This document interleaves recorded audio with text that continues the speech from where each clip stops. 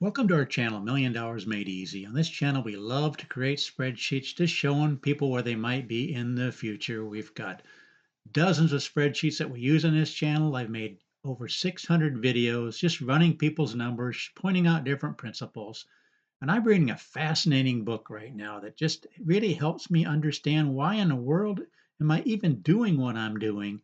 And the name of the book is called The Psychology of Money. And he made this statement: few people make financial decisions purely from a spreadsheet.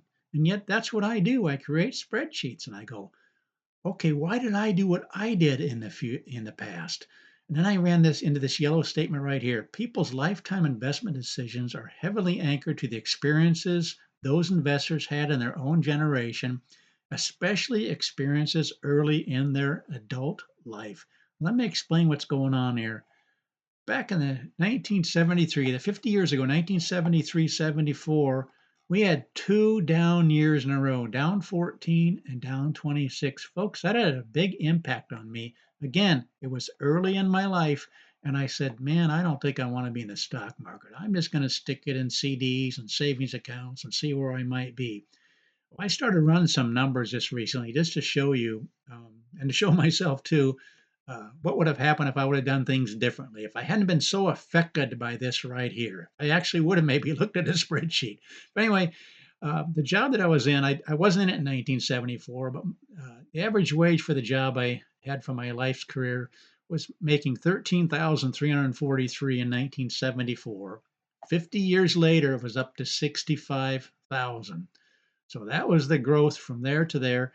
And I went to omnicalculator.com, which is an amazing site. If you ever need to have any calculations done, go to omnicalculator.com. There's 3,690 different calculators, financial calculators, everything you can dream of.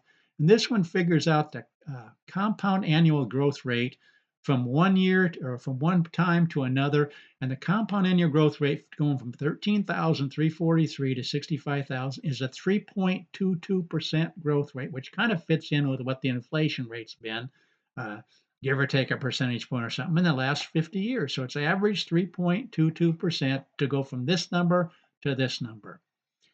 So I looked at gold. I looked at the price of gold in 1974 was $200 an ounce, just right around there. Recently, I saw it was 2,620. That's a 5.28% growth rate. And what I did was is look, what if I would have put $200? What if I wouldn't have been scared away those initial years? If I would have put $200 in the stock market, never added another dime. These are some of the one of the spreadsheets I use on our channel. Look what would have happened, folks. $200, never adding another dime, never added anything right here. Where would that have been 50 years later when I turned in 2024 at $200 going down through here using 1974 return since 1974 would have been $40,128, folks. 40,128 from that simple $200, never adding another dime. That's an 11.19% CAGR, compounded annual growth rate. I look at the median over that 50-year period. This is for 100 years worth of data. The median in this column would be 31,537. And the worst case scenario, which would actually been back in 1929 if numbers were like 1929 numbers, 8,131. So I went ahead and plugged those in. Both the median and the worst case scenario. We're actually talking about returns for the last 100 years. But that $200 would have grown to 31,537 in the median column. That would have been a 10.65% um, compound annual growth rate. And even using 1929 numbers, that would have been a 7.69%, quite a bit higher than this gold price. You would have had basically three times what you would have had if you just would have invested gold back in 1974. I'm not here to knock any one commodity or whatever. I'm just showing you what the S&P 500 would have done for me if I would have got into it, if I wouldn't have been affected by this right here. So I took it one step further. What I saw was recently right here, the average American retiree at about $170,726 in retirement. Now the average retiree is kind of along in my age. I'm 72, maybe somebody from 65 to 75 or whatever. How is it that they have this kind of money when what would have happened if this is the average right here, that number we just looked at. They would have put that in gold. They would have put this amount in gold back in 1974. It would have grown to 170,000. It would have taken 13,033, that one-time deposit, which obviously that would have been a year's worth of salary. It wouldn't have been very feasible to do that back in 1974. But look what would have happened, folks, if I would have just put $851, say I maybe saved up for a couple of years on this job, if I was making that right there, $851 would have grown to $170,000. Isn't that incredible returns? Even the median would be $1,083 would have grown to this in the last 50 years, just the median in the stock market. Again, this one's just using the exact returns from 1974 going forward. 1974, you can see the numbers going down through here. We had some really good decades, really good years, and that would have really helped. But again, I'm just looking at my numbers just to see where I would have been. And in the worst case scenario, if you had returns like 1929, you would have to save 4,000, almost 4,200 initially to have it grow to this kind of money. But folks, just think of all the people that have this kind of money.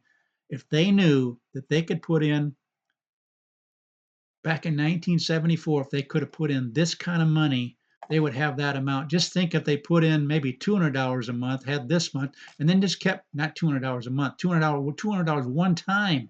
They put that in for each of the next maybe 10 years, what these amounts would have grown to well past this right here. That's what we like to show on this channel. It doesn't take that much to get to large numbers if you have the time. Let me just show you real quick here. Say you're starting out with zero. This is one of the things we do on this channel.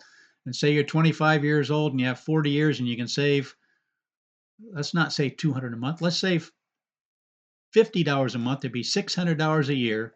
Where would somebody have been in the last 40 and 45 years if they started when they were 15, 20, 25 years old, just saving $50 a month? This is what we do on this channel generally, just to show you where you might be in the future if you have the time, if you can have these kind of numbers. Look at these numbers, folks. This is the median going across here, which is $50 a month.